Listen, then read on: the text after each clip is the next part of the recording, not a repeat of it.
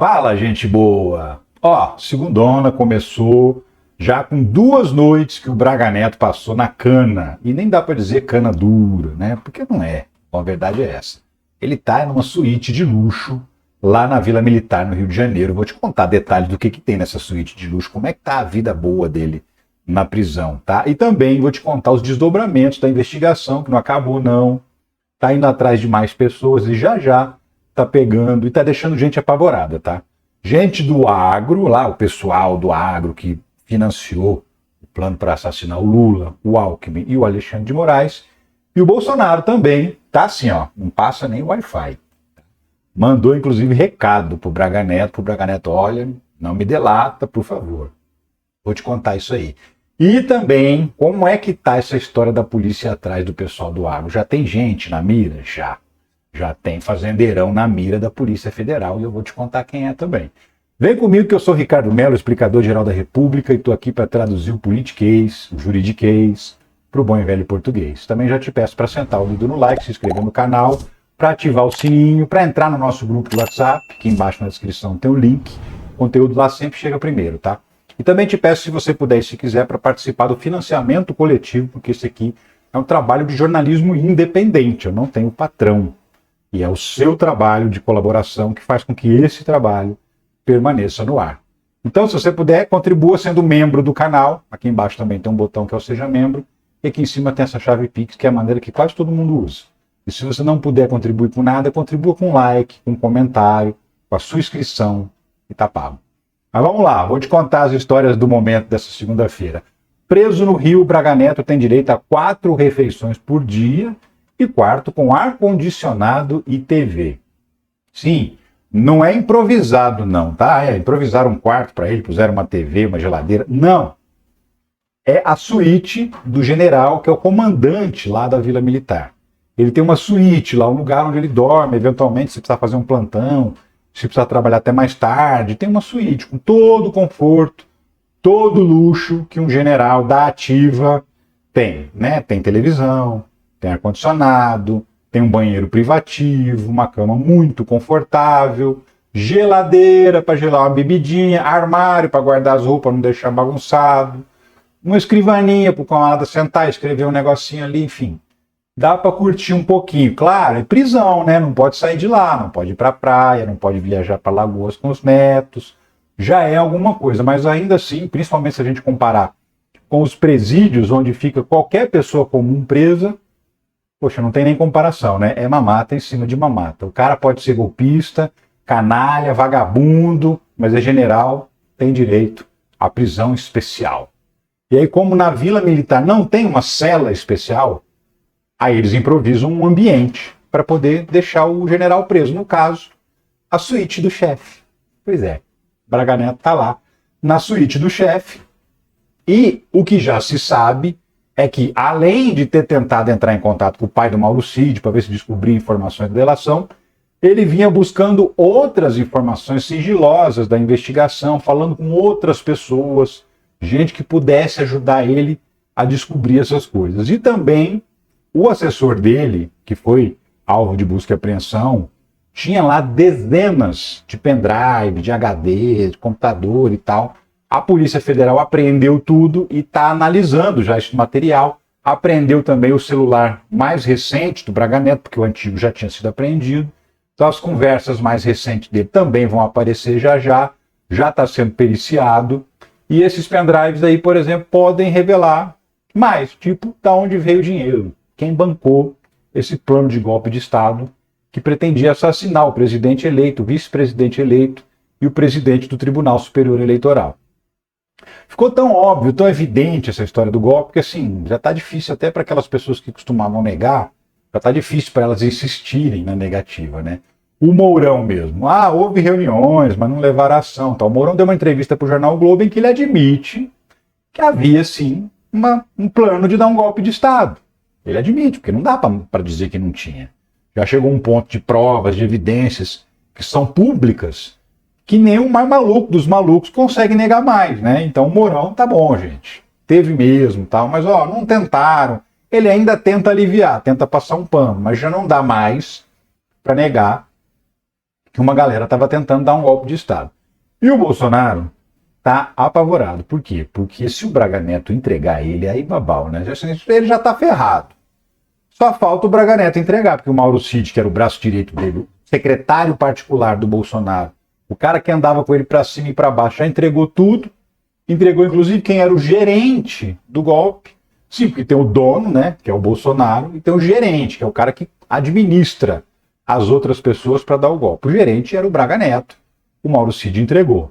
Se esse gerente entregar o dono, aí acabou, aí fecha a tampa do caixão. Então o Bolsonaro andou mandando uns sinais, assim, mandando uns recados para o Braga Neto, meio que pedindo, pelo amor de Deus, não me delata. Essa que é a verdade.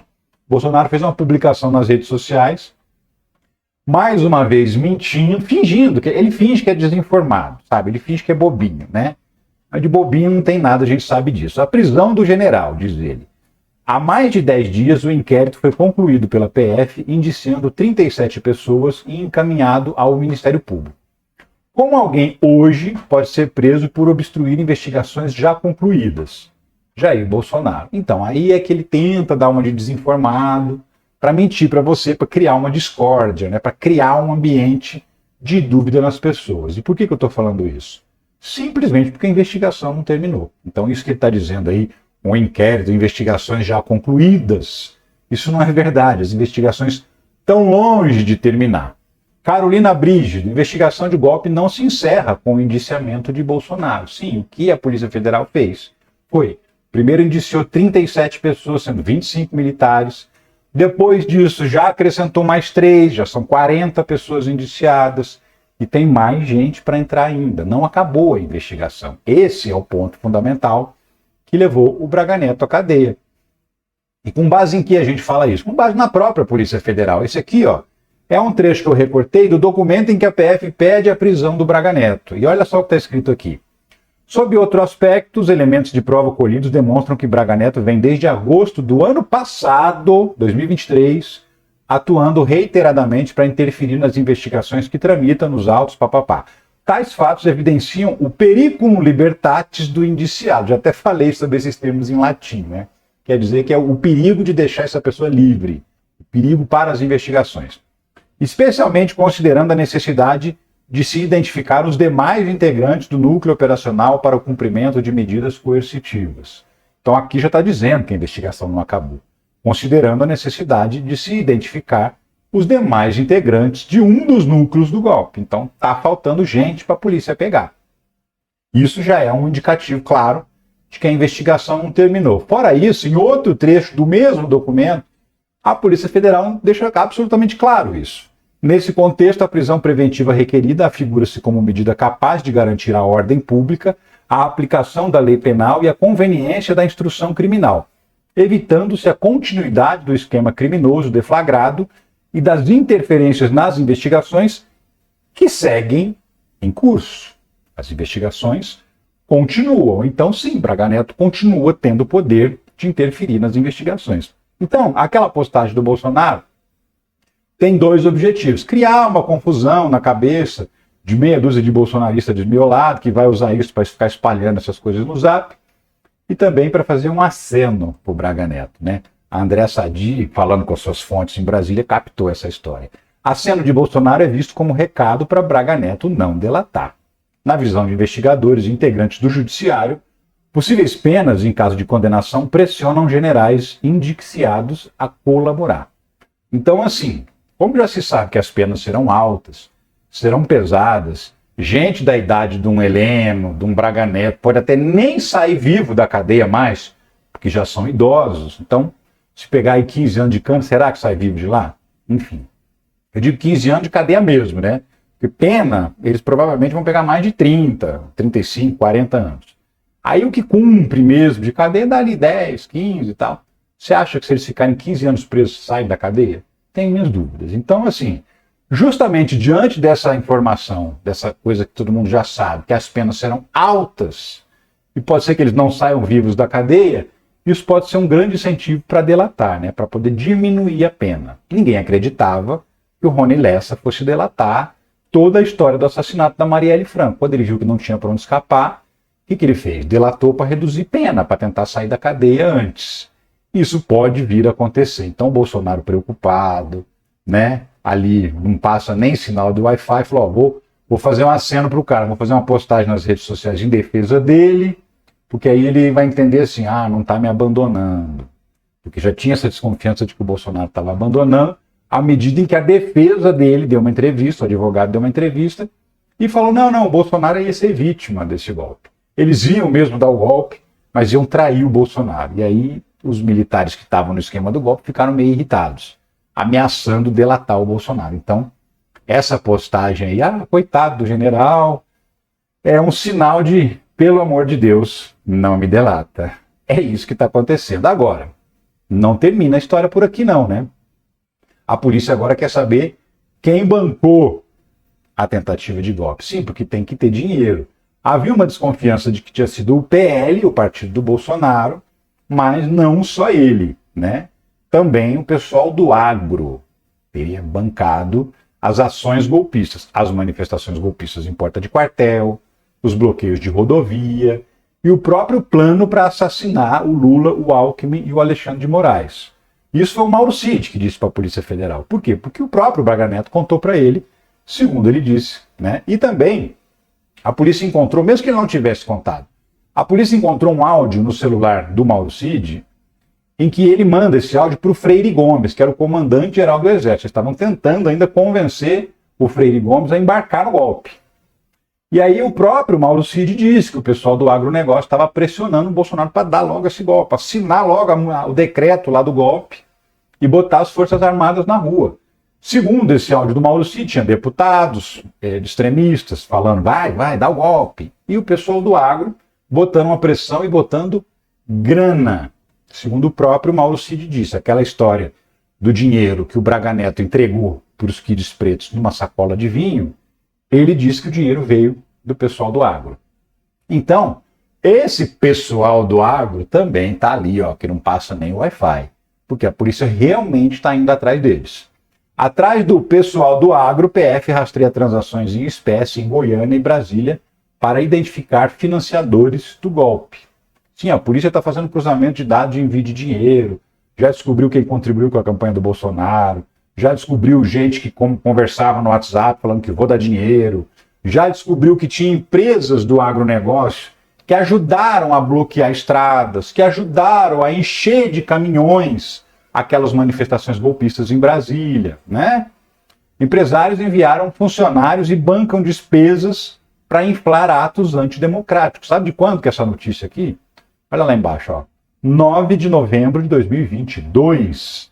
Fazia 10 dias, praticamente, que o Lula tinha ganhado a eleição, não tinha tomado posse, e já estava tendo bloqueio de rodovia, já estava tendo uma série de protestos golpistas pedindo golpe, cheio de caminhões de empresas do agro. Então, olha só, essa aqui é até uma fotografia que foi publicada, caminhões estacionados ao lado do quartel-general do Exército em Brasília, na segunda-feira, isso lá em 2022, novembro de 2022.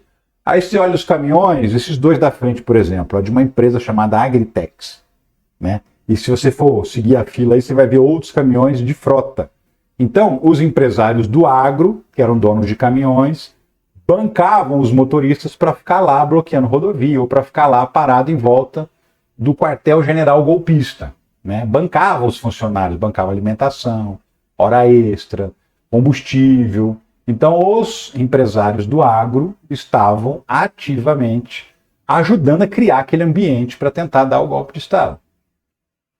Movimento do Agro e Boina Vermelha, relatórios sigilosos da ABIN, que é a Agência Brasileira de Inteligência, apontam supostos articuladores de atos golpistas. O jornal Globo teve acesso a uma parte do relatório das investigações da Polícia Federal, e essa matéria também não é nova, é de julho de 2023, ó, mais de ano, e já se sabia da participação do pessoal do agro nesse esquema, né? Por exemplo, esse sujeito aqui que está aparecendo para você, Antônio Galvão. O que ele é? Ele é da AproSoja, Associação Brasileira dos Produtores de Soja. Sim, esse é o agro legítimo, tá? Por quê? Porque tem gente que planta café, tem gente que planta fruta, tem gente que planta arroz, feijão e se acha do agro, né? Essas pessoas não são do agro, assim. A A agricultura brasileira, ela é formada por três grupos. O pequeno produtor, aquele que tem um sítiozinho, né, que vende ali para a própria cidade no entorno dele, que não trabalha assim, nas grandes cadeias de distribuição de alimentos. Planta um arroz, produz leite para fazer queijo, ou para vender no laticínio da cidade. Esse pequeno produtor rural não é o agro, né? Isso é a agricultura familiar, geralmente. Esse é o que mais produz alimento, que é o alimento que a gente come. Então, assim, já começa aí. Quando o pessoal fala, o agro sustenta o Brasil, mentira. Quem sustenta o Brasil é a agricultura familiar. Depois tem o médio produtor, que é esse cara que tem uma fazenda de café, tem uma fazenda de feijão, tem uma fazenda de arroz, tem uma fazenda de hortaliça, de fruta e tal, que eventualmente até vende por uma grande rede de supermercado, mas assim, nada gigantesco. E aí tem o agro mesmo, o pessoal do agro de verdade, que é esse sujeito aí, ó. É gente que tem fazendas gigantescas, de milhares de hectares, que plantam uma coisa só. Plantam soja, plantam cana, mas geralmente soja, para exportar, para virar ração de gado, vai para a China, vai para a Europa, né, para exportar. Eles não têm como objetivo plantar coisa para vender aqui no Brasil. Esse é o agro que a gente tanto fala, que não é pop, muito pelo contrário. Esse agro é sanguinolento mesmo, esse agro é golpista, desses grandes empresários, que são os exportadores. Tem um ou outro que não é, que é inteligente, que é o sujeito que, não, eu quero ganhar dinheiro, fazer meu negócio prosperar, dentro de um ambiente democrático. Né? Por exemplo, Blairo Maggi, que é o maior produtor de soja do Brasil, a família Maggi. Ele tem um, acho que é primo, se não me engano, né? Lá em Mato Grosso, que são os maiores produtores de soja do mundo. Eles não caem nessa conversinha de Bolsonaro, porque eles sabem que o Bolsonaro não ajudou o agro em absolutamente nada. Mas muitos outros grandes empresários do agro são golpistas. Né? Esse, inclusive, foi investigado pela Polícia Federal por supostamente ter colocado recurso financeiro, tá, para bancar os atos golpistas. E aí vem lá a bancada do agro no Congresso, que é a tal da Frente Parlamentar do Agronegócio ou da Agropecuária, não sei como é que eles chamam, a FPA, e fala, olha, tem que investigar mesmo, porque onde já se viu esse pessoal aí bancando plano de assassinato, não pode e tal, mas é inadmissível generalizar, falar que todo o agro está envolvido com isso e tal. Vamos lá. Primeiro, vocês não têm direito a nada de falar o que achar que alguma coisa é ou não é inadmissível, tá? Sim, independentemente de haver ou não haver generalização, existe uma grande quantidade de pessoas do agro que são golpistas, que ajudaram a bancar. Não é um. Aqui eu mostrei um cara, mas tem um monte que está aí nesse rol de investigação. Se você pegar a quantidade do que produz esses produtores rurais golpistas, você vai ter uma belíssima fatia da produção nacional do agronegócio. Então, assim, não é um ou outro, um gato pingado isolado. Não é caso isolado, igual eles gostam de falar da Polícia Militar de São Paulo. Um caso isolado de violência. Não é caso isolado, exatamente como não é caso isolado da PM, também não é caso isolado no agro, não. Então, assim, baixa a bola vocês aí da bancada do agro, vocês não estão em condição de exigir nada, de considerar nada inadmissível. Vocês têm mais que colaborar com as investigações, entregar os golpistas que vocês sabem que são golpistas, para que sejam presos, para que paguem pelo que fizeram, para a nossa democracia sair. Inadmissível é o cacete. Inadmissível é tentar dar golpe de Estado. Todo o resto é conversa fiada, mimimi, chororô de fazendeiro, ricaço, milionário, que agora quer tirar o corpo fora. Essa que é a grande verdade. Então baixa a bolinha aí, ô bancada do agro. É isso. Daqui a pouco a gente vai ver fazendeiro indo pra cadeia também. Você acha que vai ficar só nos generais? Não. Vai ter fazendeiro. Vai ter empresário de outros ramos também que ajudaram a bancar atividades golpistas e que vão rodar. É uma questão de tempo. A investigação, ela vai numa turma, termina aquela turma, vai na outra turma. Paralelamente tem algumas pessoas investigando, mas não dá para concentrar esforços em todo mundo ao mesmo tempo. Então a gente vai ver a galera do agro cair já já. Já já. É só esperar. Eu fico por aqui, mas eu volto a qualquer momento com outros vídeos sobre a política brasileira, com outras novidades. Fim do ano chegando, daqui a pouco tem recesso parlamentar e a gente continua falando de política brasileira aqui. Um abraço para você. Tchau.